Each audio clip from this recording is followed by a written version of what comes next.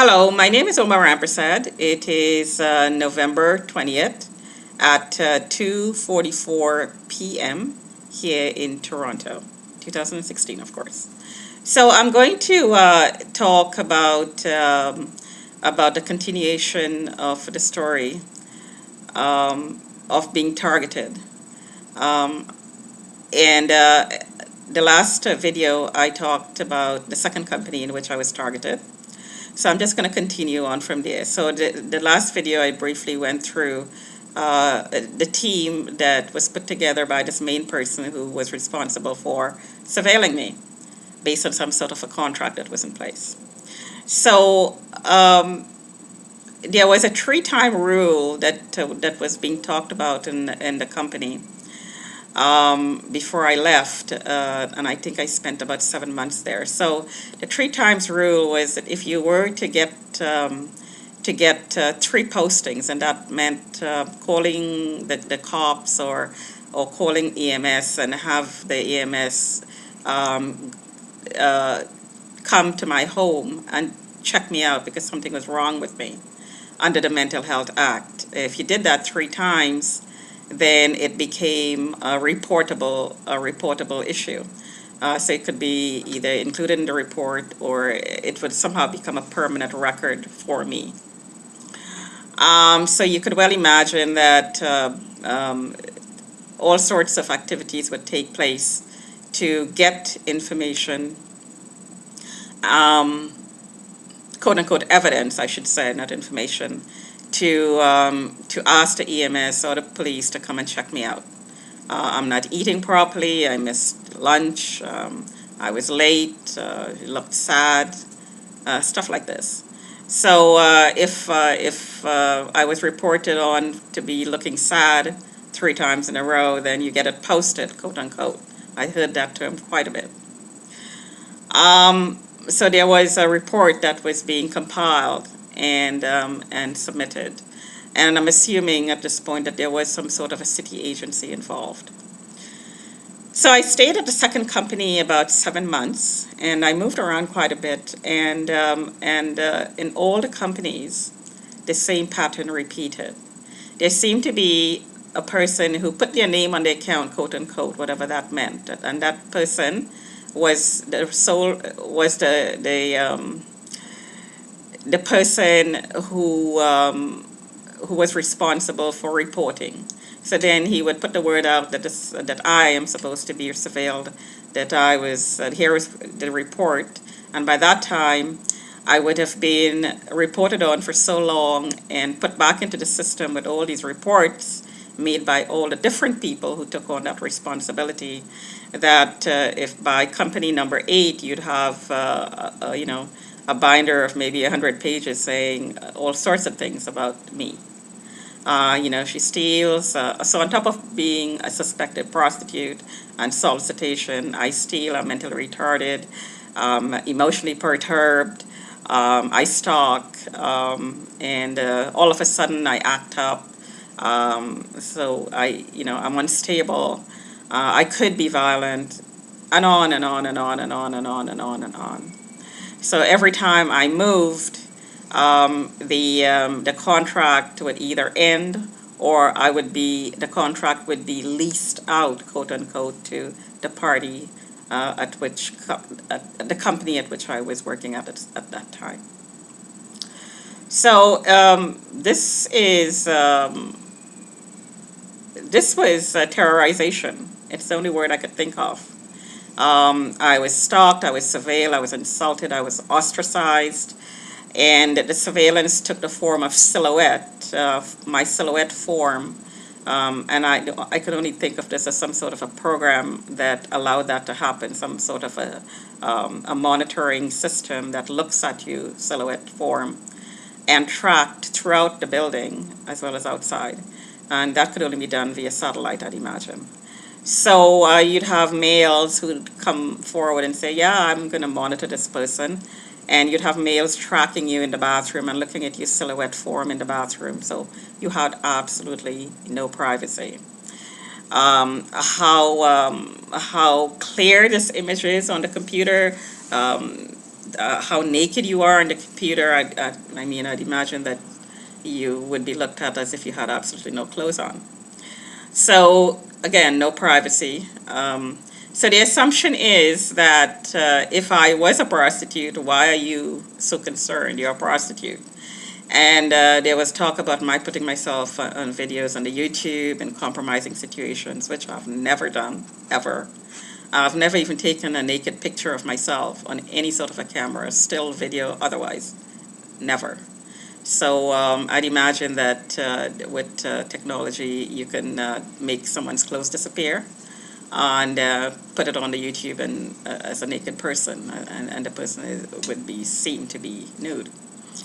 And if you're targeted, of course, this is a great way to set you up as a prostitute or some sort of a porno star or something, to sexualize you, in other words. So again, harassment in every situation, in every location, every workplace location, I should say, and a lot of different situations, especially with men.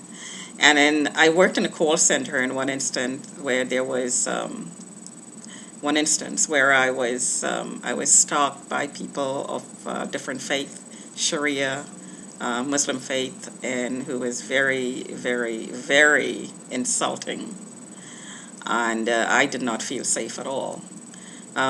These were new immigrants coming into the country from different cultural backgrounds and had different views of what women should do and lifestyle and so on. So you could well imagine that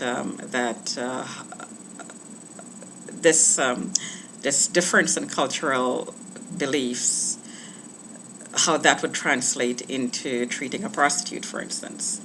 I've had somebody say outright that I don't want to work with a prostitute. So I've asked my family members about this in writing and did not get any response. I've asked in some workplaces about this, did not get any response. I've complained about the harassment, did not get any response. In fact, I went so far as to suggest in this one company where there were newcomers that they'd put cameras in there to record what was going on, to see the harassment. It was refused. So it's an escalating process, it seems. So in addition to being surveilled in the workplace, there seem to be, and the reporting that's taken place either to the courtroom or to the city, an agency in the city, a family member seemed to be included in this process. There seemed to be some sort of communication between the person who puts his name on the account, quote unquote, whatever that means, and the family member who is has taken on the responsibility for me, or who has asked somebody else to take on the responsibility for him or her on behalf of him or her. So a family member always seemed to be involved in this reporting process. I've had companies call the cops on me, saying there was a lot of stress in my voice. I've had companies call the cops at me because I was talking too much. I've had companies call the cops on me because there were claims that I was stalking them when I was not. In incidents like meeting somebody in the kitchen, at lunchtime.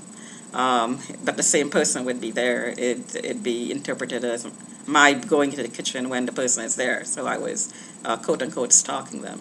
Stuff like this. So this paranoid sort of activity, behavior was based on the reports that the people in the workplace was accessing. So by now, I think with all these reports going on and all these reporting going on, there would be a lot of reports on me by now, very negative ones. So I think it's at the point now where the community team and managers who've changed hands quite a few times.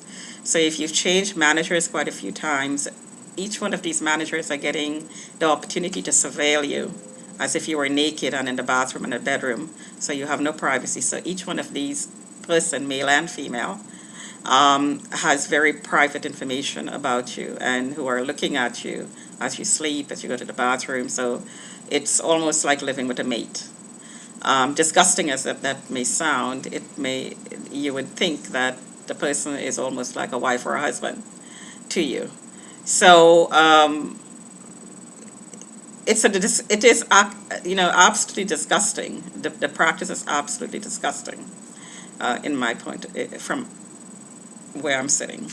So, so at this point in time, to bring it up to present and not to go on and on and on about the harassment, I believe that in the community meetings, I believe that since I was painted as a prostitute and quote unquote evidence were presented so many times into the system that by now everybody's convinced that yes, I'm definitely a prostitute. So as a prostitute now, I need to be licensed and I need to be controlled and I need to be tracked. And these decisions are being made without ever disclosing what's going on, without consulting me. And I think a member of my family is part of this process, and the member of the family is making these decisions on my behalf on the false claims of my being mentally retarded, mentally, emotionally unstable, and so on, even though there was no official diagnosis and nothing has been brought to me personally, directly. So in other words, my voice is being suppressed and others are making decisions that's affecting my life. And since it's not being done up front, but it's being done in a covert sort of way, every action is being done covertly. So I believe that chipping, because I've heard a lot of harassment about being chipped.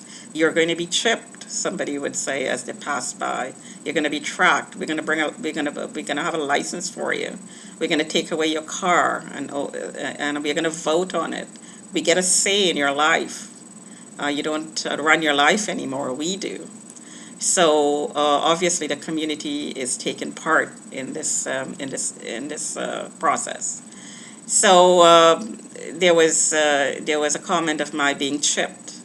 Now, could it be done covertly? I've had some medical procedures where it could take place in. So these are things that's very concerning to me. But I'll elaborate more about that in my other video. Talk to you another time.